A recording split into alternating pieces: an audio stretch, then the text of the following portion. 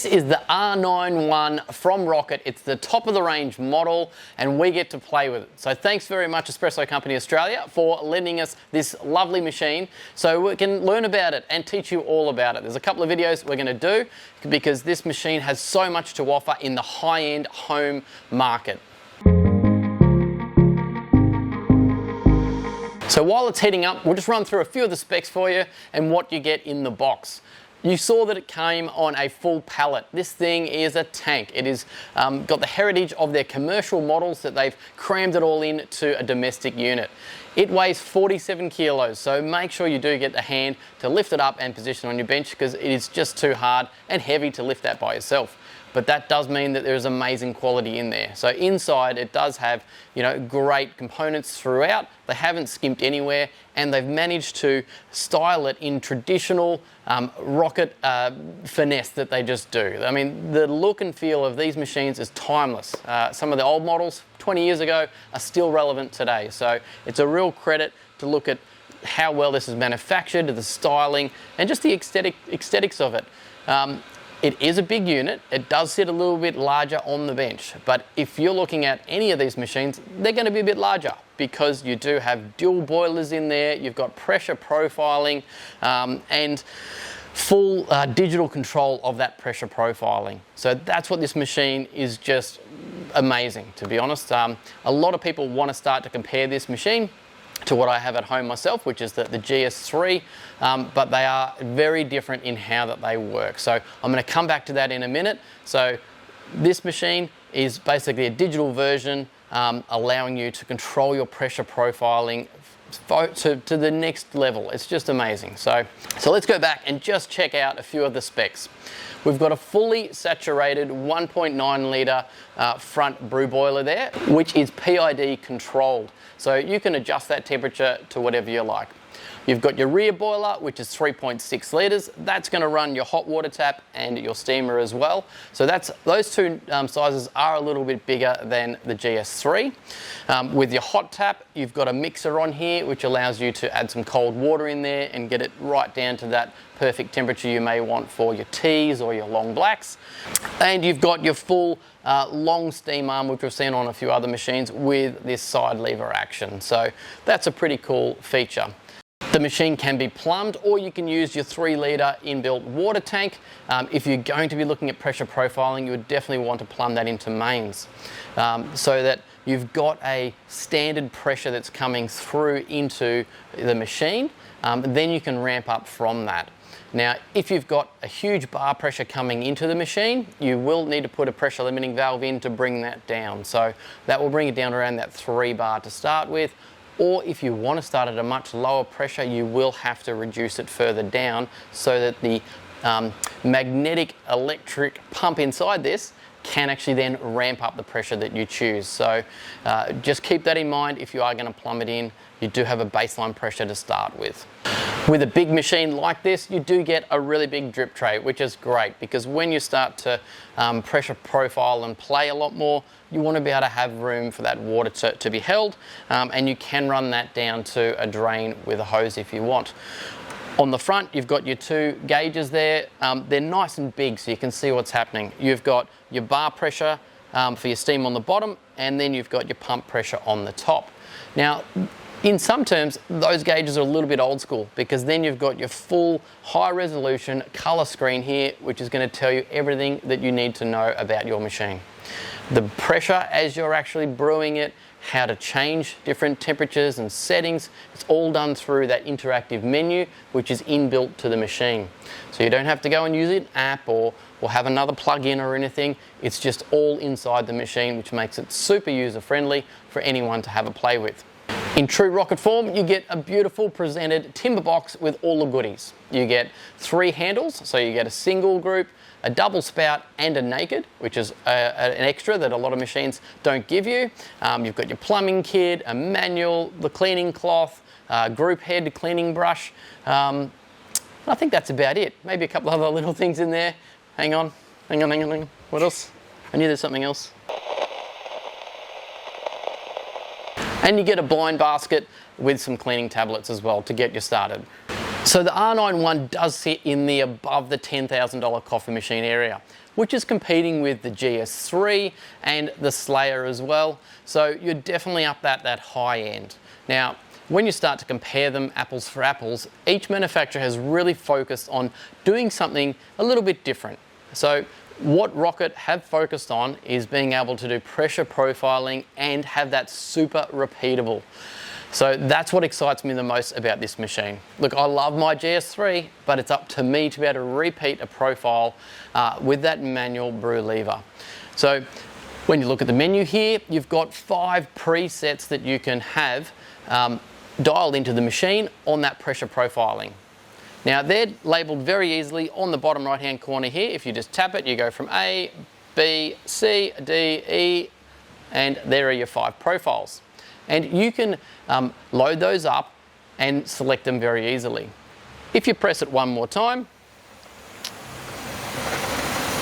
twice, you'll go to what's called manual brew. And what that allows you to do is you can manually play with this lever. The further you go, obviously the more pump pressure it's going to apply to your coffee bed. It records that in a graph. So digitally on the front, you can see that it'll start at 3 bar, 6, come back to 3, whatever you choose. And once you've finished that recipe, you can easily save it into one of those preset settings, and then you can repeat that time and time again. When you activate your brew lever, not only does it start to record the time, which is a shot timer, it's great, it's also telling you how much mils of water that you're pumping through. So that is just cool data that any geek is going to love when you start to play with this machine. In the menu, it's really easy to navigate through and start to adjust the time and the pressure that you're going to apply to your coffee bed. So you simply work your way through the menu and you can pick, say at 2 seconds, you could start at 3 bar, then 20 seconds, change it up to 3 or 4 or 5 bar, whatever you like, and then ramp it back. So you've got those time parameters and the pressure parameters that you can play with for your particular recipe. It is a standard 10 amp power supply, which is 1600 watts to run those 2 boilers, which is actually pretty low given how much is going on in this machine. And you get a full 24-month warranty, so that's fantastic. It's good to see some manufacturers giving that home user that extra support over more than 12 months, because that's something that we've had a lot of feedback that customers want that extra support. So what I'm going to do is we're going to brew a couple of coffees. I'm going to set it up and do a manual brew, and we'll be able to see that data happening on the screen. Then we'll save it as a profile, and then we'll go back, use that profile to make a second coffee and just show you how repeatable and easy it is to make a beautiful coffee with the R91. In the R91 kit, you got 3 baskets. It looks like you get a 7 to 9 gram, a 14 to 16, and the 20. And it happened to be in this naked, and you can see it's got the tapered edge on it.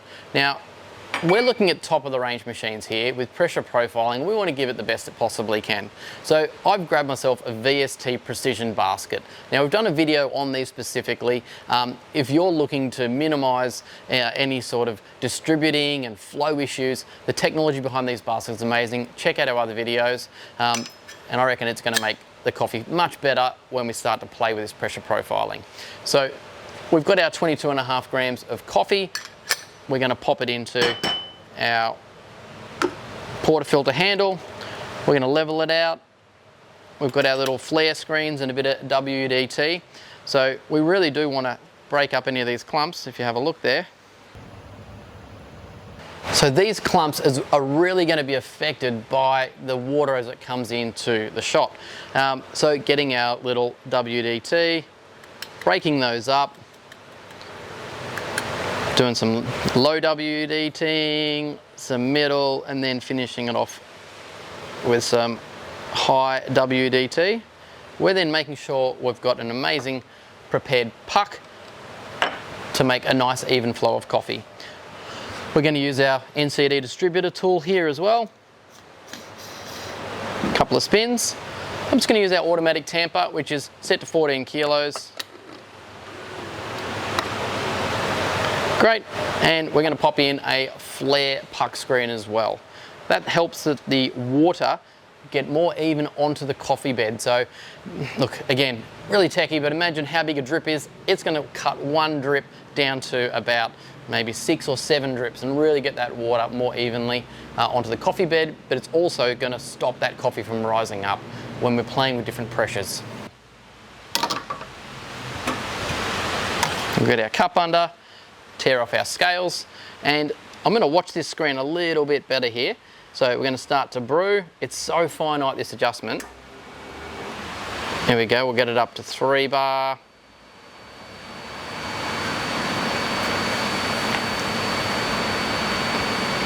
Here we go, 3.3 bar for 11 seconds. I want to ramp that up to 9 bar. And then I'm going to bring it right back down to 3 bar again, just to finish off the shot.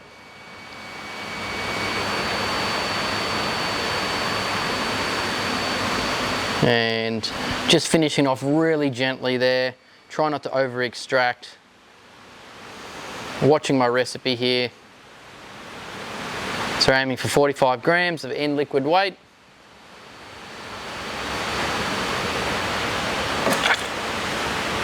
And that is super responsive. So I've managed to stop that at 45.1 gram. So that is a perfect 2-to-1 recipe for us.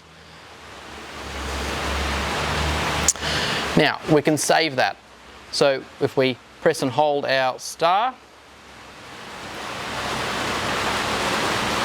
and it says last profile has been saved. Great. So when you've got a saved profile, as it comes with 5, it's very easy to go back in and change them. So we can hit our R button in the middle, and down the bottom right hand corner here you've got your recipes. And you can see at the top you can navigate very easy through from A, B, C, D and E. They're your 5 profiles. And on the left hand side you've got 5 timestamps essentially that you can change, and on your right is the pressure that's going to be applied on those individual timestamps. So at time 1, at 7 seconds, we can either increase that maybe to 7.1, 7.2 seconds, and as you navigate down through these buttons, you can change the different times on them, and then come across to the other side and start to change the bar pressure. So as I did before, I had a 3 bar, and then maybe up to 8, tapering back down to, as it says here, 5, and let's ramp that right back down to 2 bar to finish off for the last 5 seconds of the brew. And then just hit the arrow, the tick there, and you've saved. So that profile is ready to go. Yeah. The one thing I'm not enjoying 100% is the responsiveness of the LCD screen. You've got to get it in the exact spot to make the change. And I think that's because in technology, with iPhones and everything, we've got these amazing touchscreens, and they're pretty great. They're super responsive. They haven't really made their way down to these first model coffee machines that are starting to use this technology. So I'm sure that will progress with future models to be a much better responsive navigation through the menu. So I've been able to make my own manual process and manual brew recipe and profile recipe, and then save it. So all we have to do now is lock in our handle, pop in our cup, tear it off, and simply just start the brew process, and it's going to follow that last recipe. And while we've got that extra time, because I don't have to worry about it, and you can see that profile coming up slowly up to 3 bar, it's then going to go right up to the 9 bar that I got it to, and then taper it right off. I've got plenty of time that I can steam and be ready to make an awesome latte. There you go, it's starting to taper back off again. Check out the steam quality. Plenty of steam pressure from that 3.6 litre boiler. Absolutely wild steam, I'll be honest. Woo! Here we go.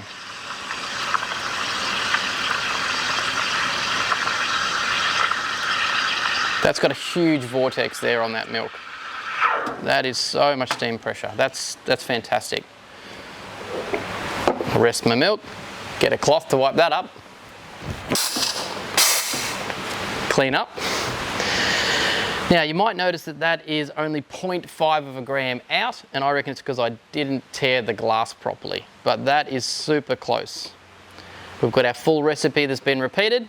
We've got our beautiful silky milk there ready to rock and roll. Look at that, that is just glossy.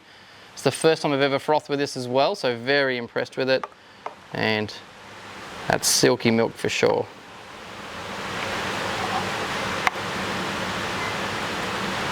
There you go. And a little latte to finish.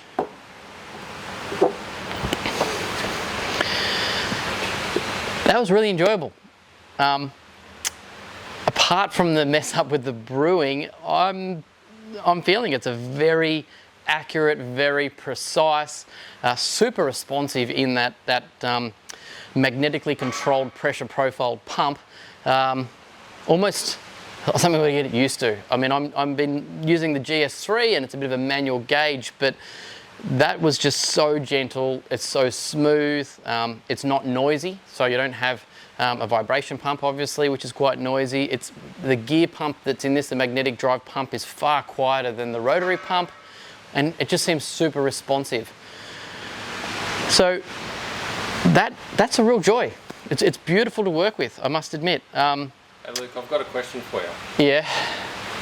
Do you think you would trade your GS3 in for this thing?